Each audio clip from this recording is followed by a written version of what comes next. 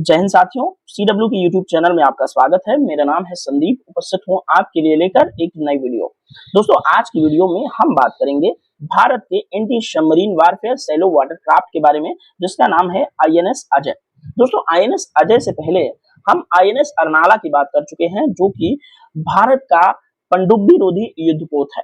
INS Arnala से संबंधित video का लिंक डिस्क्रिप्शन में प्रोवाइड कराया गया है, आप जाकर के इस वीडियो को जरूर देखें। दोस्तों, भारत लगातार अपने नौसेना के बेड़े में इस तरह के पनडुब्बी रोधी युद्धपोत को शामिल करता जा रहा है। तो इससे हम इस वीडियो के अंदर बात करेंगे कि किस तरह से इन युद्धपोतों से भारतीय नौसेना की शक्ति में इजाफा होगा। साथ ही पनडुब्बी रोधी युद्धपोत क्या होते हैं, ये किस प्रोजेक्ट के तहत भारतीय नौसेना के लिए बनाए जा रहे हैं, इसकी भी इस वीडियो के अंदर विस्तार पूर्वक बात करेंगे। दोस्तों, यदि आप चैनल पर नए हो और वीडियो आपको अच्छा लगता हो, चैनल किसी भी तरह से आपके लिए हेल्पफुल हो, तो रिक्वेस्ट करूंगा कि सबसे पहले चैनल को सब्सक्राइब करके बेल आइकन को जरूर हिट करें, ताकि आने वाले वीडियोस के नोटिफिकेशंस आपको टाइम टू टाइम मिलते रहें। दोस्तों, चैनल सब्सक्राइब करना हमारे लिए इंपॉर्टेंट है। आप चैनल सब्सक्राइब करेंगे तो हमें एक मोटिवेशन आएगा इस तरह का और भी वीडियो आपके सामने लाने का। दोस्तों, हम बातचीत की शुरुआत करेंगे मिनिस्ट्री ऑफ डिफेंस की एक प्रेस रिलीज के बारे में, यहाँ से, जो कि आपकी स्क्रीन पर लगी हुई है।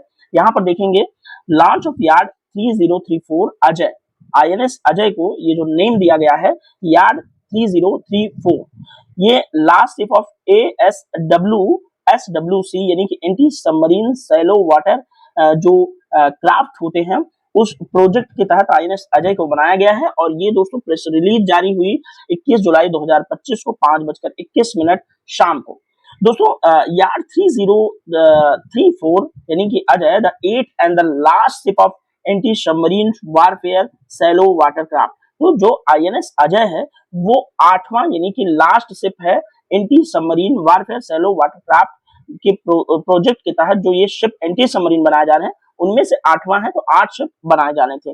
दोस्तों, ये इंडिजीनियसली डिजाइंड है, यानी कि स्वदेशी रूप से इसको डिजाइन किया गया है और बिल्ट यानी कि बनाया भी गया है garden Reach ship builders and engineers द्वारा, जो कि कोलकाता में स्थित है। ठीक है, और यहाँ पर दोस्तों इसकी commissioning ceremony vice admiral Kiran Deshmukh की उपस्थिति में हुई, जो कि पत्नी है चीफ ऑफ मटेरियल की। और यहाँ पर जो है कि इन्होंने, किरण देशमुख की पत्नी है प्रिया देशमुख, इन्होंने इस शिप को लॉन्च किया है। बाकी डिटेल आपको यहाँ पर स्क्रीन पर दिख रही है। थोड़ा सा स्क्रीन को पॉज करें और इसको जरूर पढ़ें। दोस्तों, चलिए स्टार्ट करते हैं थोड़ा सा विस्तार पूर्वक। देखिए, INS अजय, INS अजय, देखिए INS अजय जो है कि एक बहुत ही बढ़िया आधुनिक जो है anti submarine warfare shallow watercraft है, यानी कि जो उथले पानी में पनडुब्बियां होती हैं उनको ट्रैक करके उनको मार गिराने की क्षमता इस तरह के जो युद्धपोत होते हैं उनके अंदर होती है, क्योंकि इसमें बहुत सारी अच्छी मॉडर्न वारफेयर वाली गन लगी होती हैं। इसके अंदर हमें मिसाइल्स देखने को मिलती हैं, रॉकेट लॉन्चर्स देखने को मिलते हैं, और इनका एक कंट्रोल रूम रडार होता है, जिससे सारी चीजें जो है कि कंट्रोल की जाती हैं। और सोनार सिस्टम्स इसमें लगे होते हैं, जो कि पानी में छोड़ करके दुश्मन की वस्तु स्थिति का पता लगाया जाता है। दोस्तों, INS मैं आपको बार बार समझाता हूं कि भारतीय नौसेना के किसी भी शिप के सामने, चाहे वो छोटी शिप हो या बड़ी शिप हो, जो है उसके सामने INS लगा रहता है। तो INS का फुल फॉर्म आपको मैं बता दूं, I से इंडियन, ठीक है, इंडियन, N से नेवल, नेवल, और S से शिप, ठीक है। INS मतलब इंडियन नेवल शिप। उसके बाद उस जो युद्धपोत है या जो भी शिप है उसका नाम यहाँ पर ऐड किया जाता है। दोस्तों, एक न्यूज़पेपर की कटिंग है, उसमें हमें काफी कुछ डिटेलिंग देखने को मिलती है INS अजय के बारे में। यहाँ पर देखेंगे, ये दैनिक जागरण के राष्ट्रीय संस्करण न्यूज़पेपर की कटिंग है। इसमें आपको दिखेगा कि पनडुब्बी रोधी युद्धपोत अजय से बढ़ेगी देश की नौसेना की ताकत। कम गहराई वाले जल क्षेत्र में संचालन की दृष्टि से किया गया निर्माण। युद्धपोत की विशेषताएं आपको देखते चलना है। युद्धपोत में हल्के टॉर्पीडो लगे हैं, पनडुब्बी रोधी रॉकेट है, माइंस युक्त एक घातक पनडुब्बी रोधी प्रणाली ये बन जाता है INS अजय।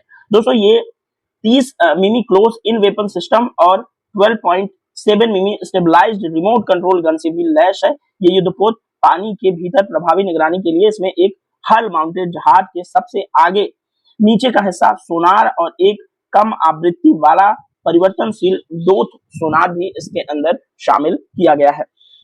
दोस्तों यहाँ पर तस्वीर है आईएनएस अजय के कमीशनिंग सेरेमनी की, और जो वाइस एडमिरल हैं उनकी पत्नी जो है वो इसको जो है कि इसमें शामिल कर रही है भारतीय नौसेना के अंदर। ये अपने आप में बहुत अच्छी बात है। दोस्तों भारतीय नौसेना की ताकत और बढ़ने वाली है, ये हम न्यूज़पेपर की कटिंग डिस्कस करना शुरू कर चुके हैं, ध्यान रखिएगा। उसके बेड़े में एक और पनडुब्बी रोधी युद्धपोत शामिल होने जा रहा है। रक्षा क्षेत्र के सार्वजनिक उपक्रम garden Reach ship builders and engineers limited ने नौसेना के लिए निर्मित anti submarine warfare shallow watercraft श्रृंखला के 8वें और अंतिम युद्धपोत आईएनएस अजय का सोमवार को जलावतरण किया। समारोह में नौसेना के chief of material vice admiral Kiran Deshmukh मुख्य अतिथि के रूप में उपस्थित थे, और उनकी पत्नी प्रिया देशमुख के हाथों युद्धपोत अजय का क्या किया गया है, जलावतरण किया गया है, ये ध्यान में रखेंगे। इस युद्धपोत का कम गहराई वाले जल क्षेत्र में संचालन के हिसाब से निर्माण किया गया। ये तटीय क्षेत्र में सतह के नीचे पूरी तरह निगरानी करने और तलाश व बचाव अभियानों के संचालन में सक्षम है। वाइस एडमिरल देशमुख ने कहा है कि हिंद महासागर क्षेत्र और उसके बाहर भू राजनीतिक परिवेश को आकार देने में भारतीय नौसेना लगातार प्रमुख भूमिका निभा रही है।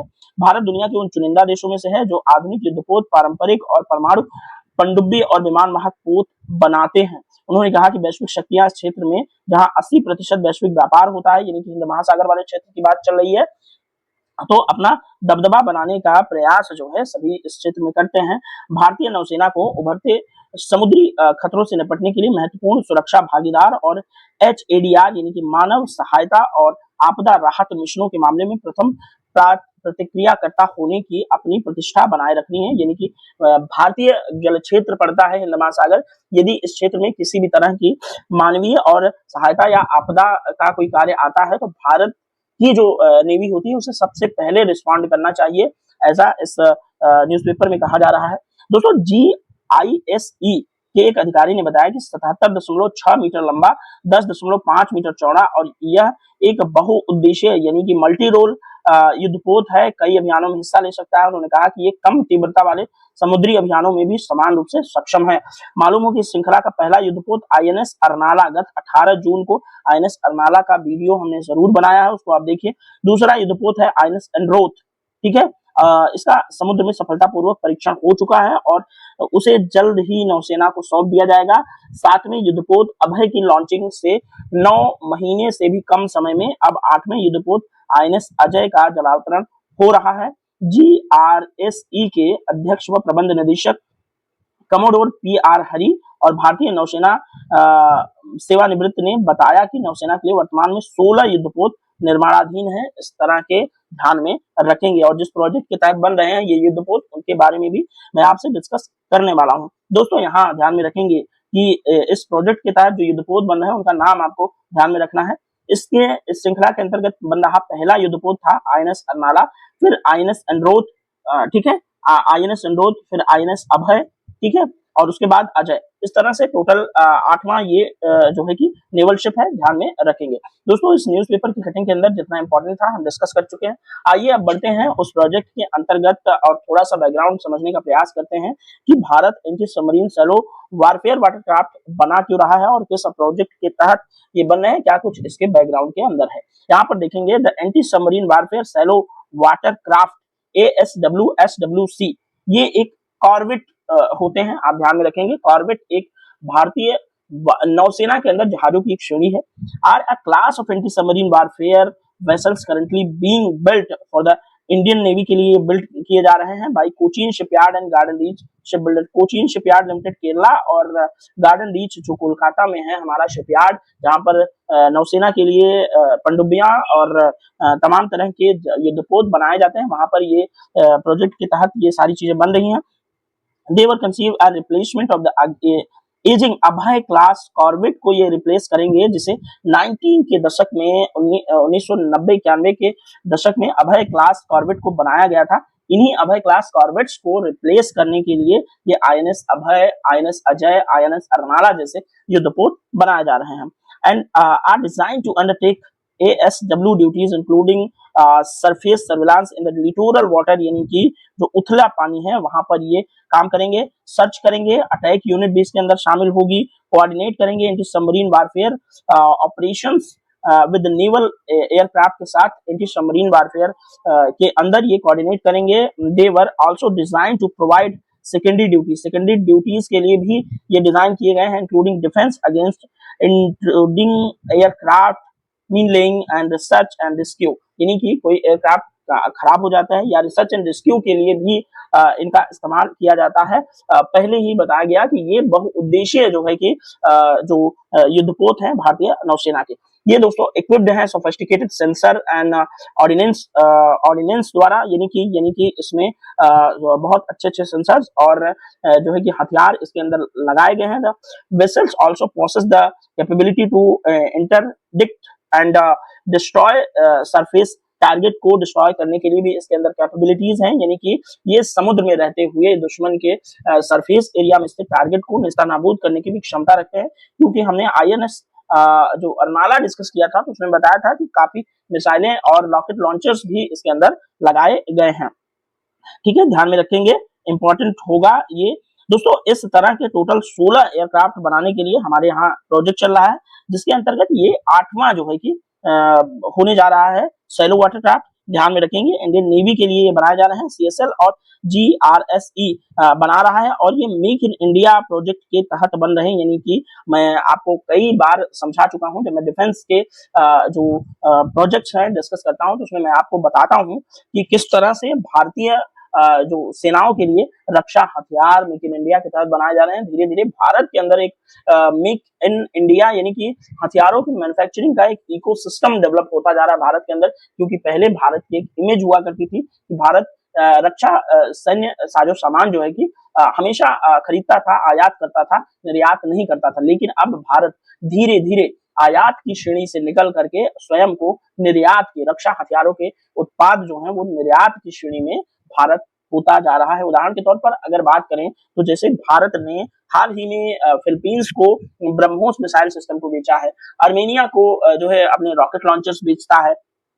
तो इस तरह से भारत कहीं न कहीं एक अलग लीग का देश बनता जा रहा है। जो पहले भारत की एक इमेज हुआ करती थी कि भारत में रक्षा साजो सामान बनाने की कैपेबिलिटी नहीं है, लेकिन अब भारत के अंदर उस तरह की कैपेबिलिटी हमेशा से थी, लेकिन अब वो कैपेबिलिटी शो हो रही है। ये बात ध्यान में रखेंगे। Indian Navy plan to have all 16 vessel in active service by 2026 तक ये सभी 16 जो एयरक्राफ्ट हैं युद्धपोत हैं वो बनकर तैयार हो जाएंगे। दोस्तों 2013 के अंदर डिफेंस एक्विजिशन काउंसिल यानी कि भारत की रक्षा अधिग्रहण जो परिषद है उसने 2013 में इस तरह के प्रोजेक्ट के लिए जो है कि मिनिस्ट्री ऑफ डिफेंस के नेतृत्व में जो है मंजूरी दी और approved procurement of the 6 anti submarine shallow vessels जो है कि 16 इस तरह के जो है कि एंटी सबमरीन वेसल्स बनाए जाने के लिए प्रोजेक्ट को मंजूरी दिया था रक्षा अधिग्रहण परिषद ने 2013 के अंदर। ध्यान में रखेंगे और इन वेसल्स के अंदर कैपेबल होंगे ऑपरेटिंग इन सैलो वाटर यानी कि उथले पानी में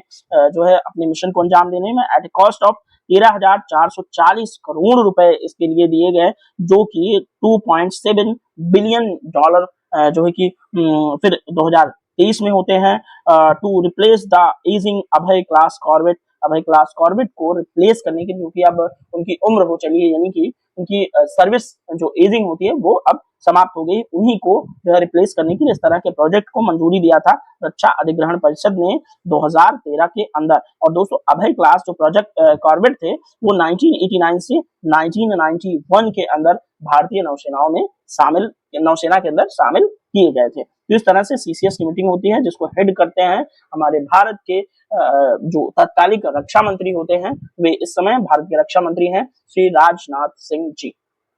ठीक है, तो दोस्तों इस वीडियो के अंदर हमने समझने का प्रयास किया कि आईएनएस अजय हमारे लिए किस तरह से इंपॉर्टेंट होगा और ये किस प्रोजेक्ट के अंतर्गत बनाया जा रहा है और इस प्रोजेक्ट के अंदर कितने anti submarine warfare shallow watercraft बनाए जाएंगे। तो इस तरह से दोस्तों मैं लगातार अपडेटेड और बहुत अच्छी वीडियोस लेकर आपके लिए आता रहता हूं। यदि अभी पूरा वीडियो देखने के बाद चैनल आपको अच्छा लगा हो तो चैनल को सब्सक्राइब जरूर कीजिएगा।